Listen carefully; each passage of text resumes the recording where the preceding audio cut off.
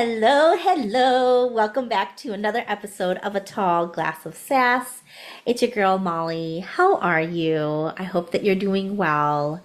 One of the things that I've decided that I wanted to talk about for this week's episode really is around productivity, but also deconditioning, right? I think we should probably say it backwards. We should probably start with talking about deconditioning first, and then really what it looks like, what it feels like to be truly productive as a career and leadership coach, and especially if you're a solopreneur. So, with that being said, let's jump right on in. When I first talk about deconditioning, I think this is one of those things where it kind of hit me like a ton of bricks.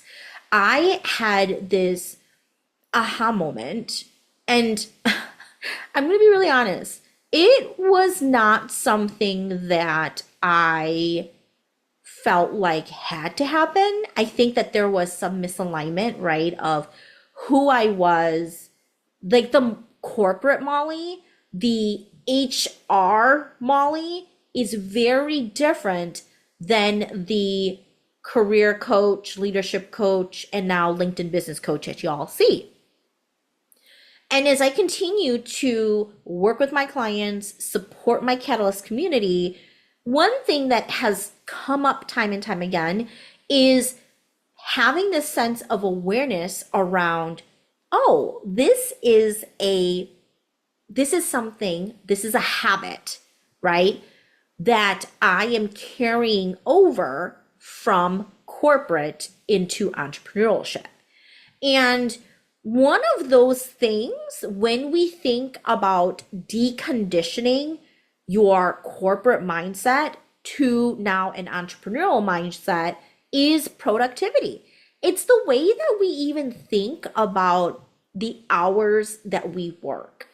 I found myself, and this was actually recent, I think it was like maybe 6 months ago, that I was looking at my calendar and I'm like, counting how many hours that I was working in my business. And I'm like, pump the brakes. Hell no, we are not doing this. What? Oh my God, what are we thinking? Counting hours. As you guys all know, when we are in business, we don't get paid based off of the amount of hours that we work like we did in corporate. We get paid based off of the impact that we have and that we can have on people. And we get paid by helping people to solve their problems, to go faster, further in their job search. So it really was one of those moments where even now I still am trying to still decondition myself from thinking in the corporate mindset. Productivity for you could also look like actually having to constantly be busy.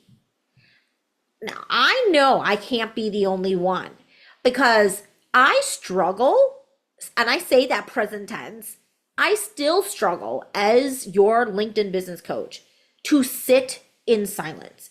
I still struggle with sitting still, keeping my hands on my lap, and not doing anything. This was one of the exercises that my business coach taught me, was 20 minutes of silence, and to do it throughout the day as many times as you can throughout the week. And it helps you to tap into your beingness. And it really does teach you how to be present in the moment right now in your journey. A lot of us in corporate have been conditioned to run, run, run, go, go, go. It's this hustle and grind mindset that we then apply into business because we think, oh, well, there's a million things. I am always, in over my head with a million emails I still have to respond to. I have this ongoing forever to-do list that never gets finished in corporate. And the reality is, when you start your career coaching business, productivity is not measured by how many things, and I say that with air quotes, tasks, to-dos that you can mark off of your list. Productivity isn't measured that way. And so there's a lot of moments where I have to stop and think, oh, yeah, okay. So, that's something I carried over from corporate. Gotta fix that, right?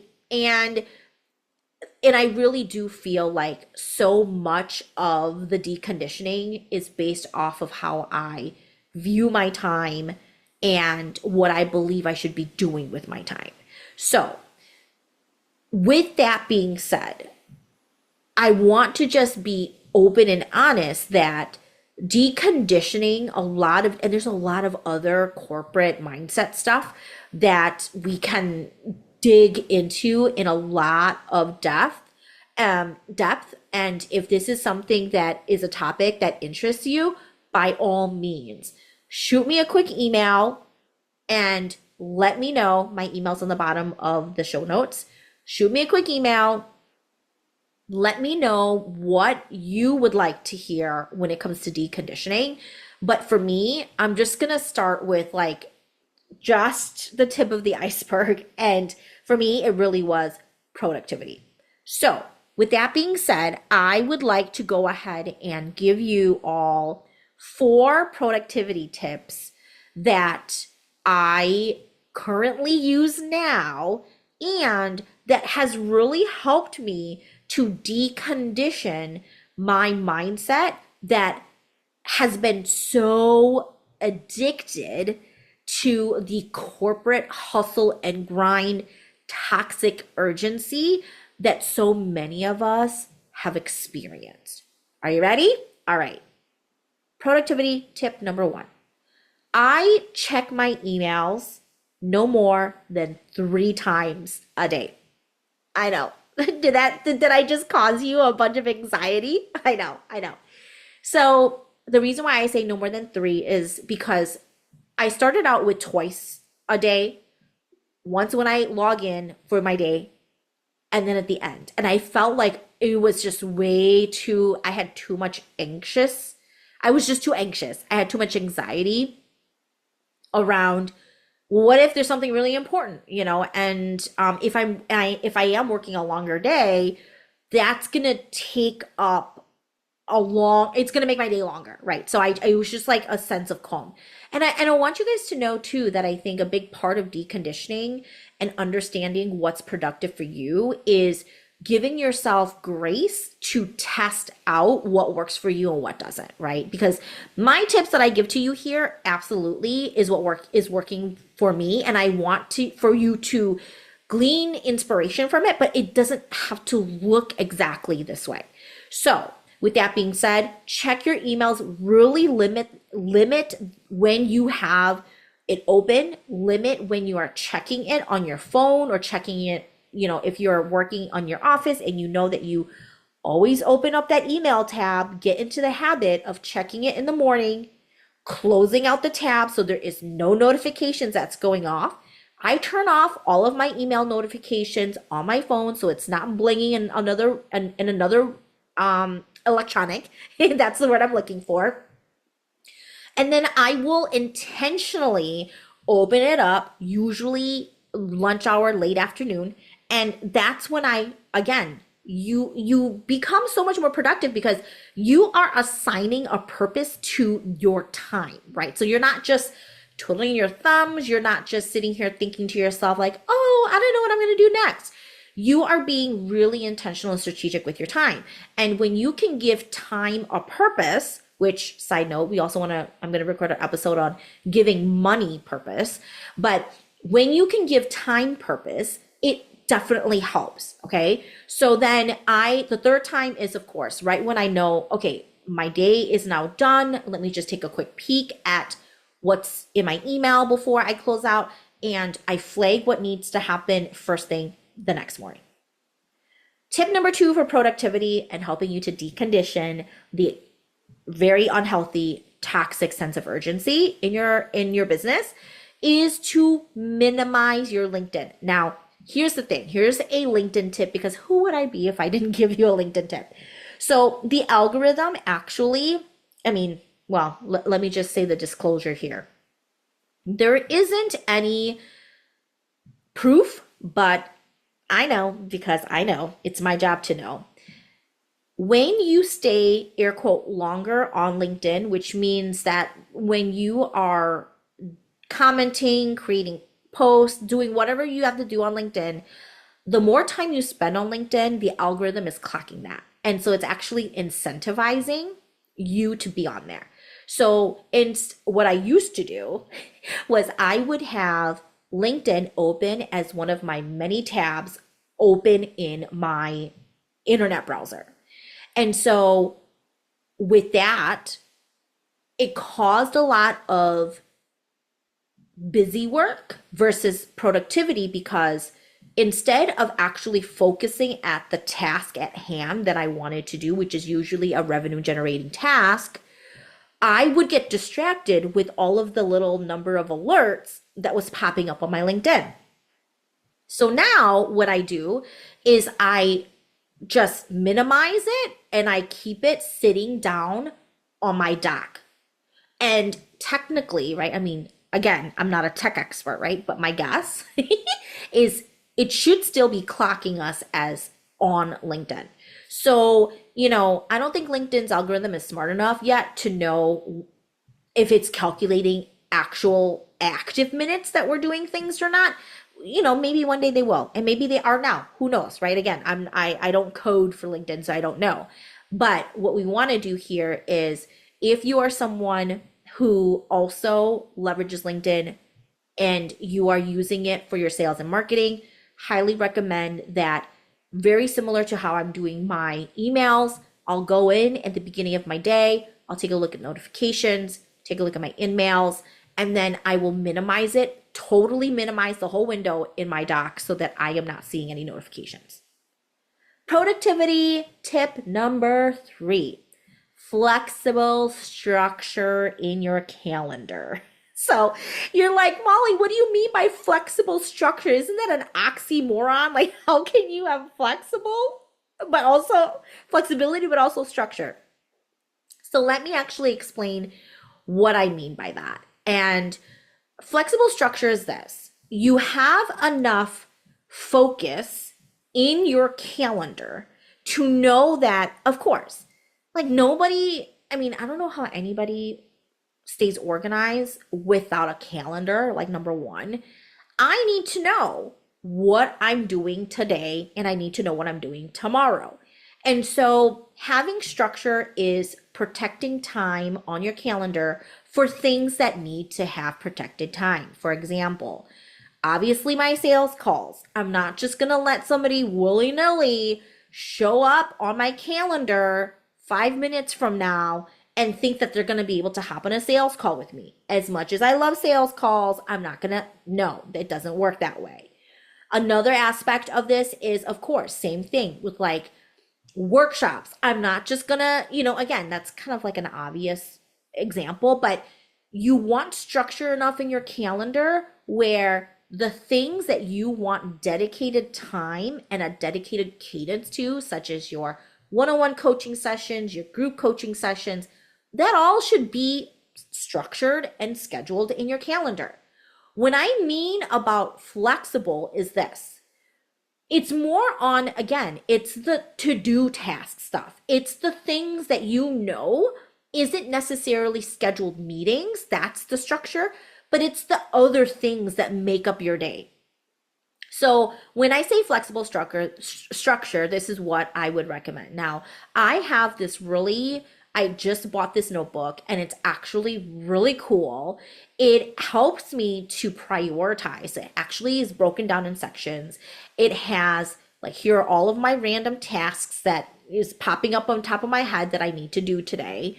And then there's on the top, it says top 3 priorities. So it really does make me stop and think, what is my actual focus for today, right? Because again, otherwise we have all of the admin work, all of the things that, yes, still is important to do in your business, but it's not a must do and it's not a focus, right? So a big part of this is being flexible enough with your to-do list to say, okay, here's all the things that's popping up in my brain, especially if you're type A like me, you have this constant to-do list.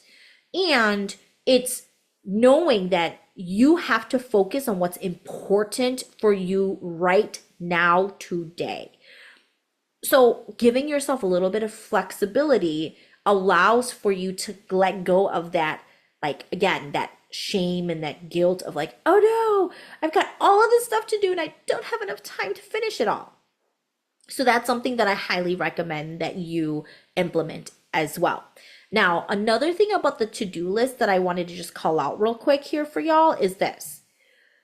When I have my to-do list and it's like going, okay, I usually, again, the things that are really important that needs to be done today goes to my prioritization list. But everything else, I just look at it. I'm like, okay, yeah, I think I can do this in a week, within the week. Yep. Or maybe I can complete this within the next 2 weeks. And it helps to reset. And I think that a lot of the times when we have a to-do list, what we do is we go line by line, 1, 2, 3, 4, 5, versus actually taking a look at the whole to-do list collectively and then filtering out and saying, yeah, you know what? Here's my to-do list for the week. This is great. And this has to happen today. This could be done tomorrow. The rest of this list, yeah, can be done by the end of this week. So for those of you who are like me, who take your Mondays, and this is your CEO Monday so that you can start fresh and you can plan for your week, this is a great way to really just put down first thing Monday after, I do my meditation and my prayer and I'm done doing my reading my Bible and journaling. I will go into this really awesome notebook that I just got and I will go ahead and jot down all of the to-do things that I have that pops up in my head. And also I keep this notebook open at all times to the side, because if you're anything like me, right, that little squirrel brain of like, ooh, gotta do this, ooh, gotta do that, never really shuts off. And I think that that's that part of the deconditioning is it's not making you, I don't make myself feel bad when those thoughts come up. So by having this notebook literally on the side at all times while I'm doing other things, anytime I have that like, oh, gotta do that, then I just go ahead and jot it down. And then I feel better about it because I'm like, oh, it's on my to-do list. Like, we're good, right?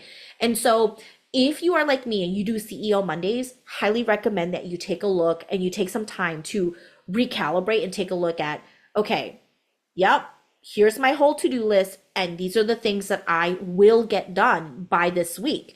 And so you have the whole week and you can start to prioritize, right? And so the things that you can wait until the following week will then be added to next week's to-do list. Are you following me? All right. Last but certainly not least, the last and fourth productivity tip that I want to share with you is to do what aligns with your energy. This is by far, dare I say, the most important productivity tip. And the reason why is this. When we think, again, when we can acknowledge and we can also be grateful for this masculine energy that we have, because we both need masculine and feminine in our energies to build a really thriving and sustainable business. It's all about honoring and acknowledging that deconditioning of that do constant pressure and anxiety also ties back to your energy.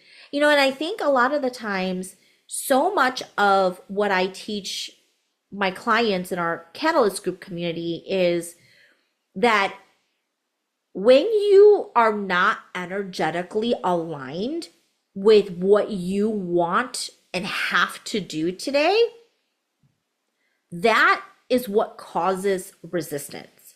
That is what then creates this pushback of, oh, yep, no wonder I don't want to do this because I feel like I should. And anytime you do a shoulding, right? That's what causes the and the like hesitation, and again, the really big resistance. So what I 100% would love to share with you guys today in today's episode, this week's episode, is this. When you are sitting down and you are looking at your to-do list, and this goes right back to that flexible structure, it's almost like it's you honoring yourself, knowing that no matter what, you know you're gonna get the shit done. You're gonna do the work. It's trusting in yourself and knowing that no matter what happens, this will get done. But it may not get done today because I don't feel in alignment with this task. And so, whether that's okay, life is lifing or shit happened today and I thought my day was going to go this way, but it went completely sideways. I'm going to take a look at my to-do list. I had this planned I'm just going to have to move it.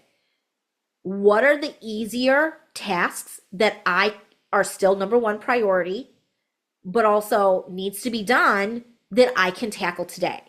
And it is leaning into that ease and simplicity that I talk a lot about with you all. Let's not make this harder than it needs to be. Because the reality is sometimes you're just not in the mood. You're not things like, again, life's life is lifing. Shit happens. And so in order for you to still be productive, that also includes your ability to align your energy with what needs to happen today. And I think that sometimes as solopreneurs, we struggle with that. We struggle with, well, my list is just this long and I just need to muster up and just do the thing. And that's not always going to yield the best type of results, or, especially if you have to do something that's really important. Like, let's say, maybe it is, putting together a contract for a prospect or whatever. Nobody wants to do that when you're half-assing it because you could make mistakes and whatnot.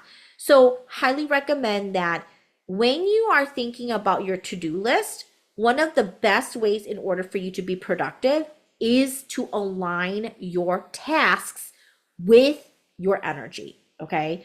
And right now, one of the things that I'm committing to, which I think I shared this with y'all when I dropped my I'm back episode, but I'm going to say it again in case I didn't say it there because my memory's terrible. Revenue generating tasks are so important. And so I've even now broken it down to this formula. 70% of what is on my calendar and on my to-do list is going to fall under what we deem as revenue generating. The other 30% is going to be how I'm going to gift my time, my expertise, and my energy for people. So, or other things. So that's my breakup, breakdown of what my calendar looks like. And I think a big part of this, again, really boils down to that just acknowledging that so much of what we do in entrepreneurship does require awareness and active participation in deconditioning how we have experienced and have executed on productivity. And so, again, there's pros and cons to it all, but yeah, I really hope that you all love these tips. I would love to know which of these productivity tips are the ones that you're most excited to try, and let me know how it goes. And yeah, I would love to just get to know more of what it is that you guys want to learn from me. Okay, so with that being said, I am going to drop down below more information on my Catalyst group. I know you guys hear me talk a lot about Catalyst. It is so special to me. It is the heartbeat to my business. and I absolutely adore it. So if you are seeking camaraderie, if you are seeking guidance and leadership with your business, if you are seeking a community of like ambitious entrepreneurs, fantastic. We can't wait to have you test this out. And like I said, I will go ahead and drop the link below. You can check it out and see if this is something that you want to be a part of. With that being said, I'll talk to you next time. Bye.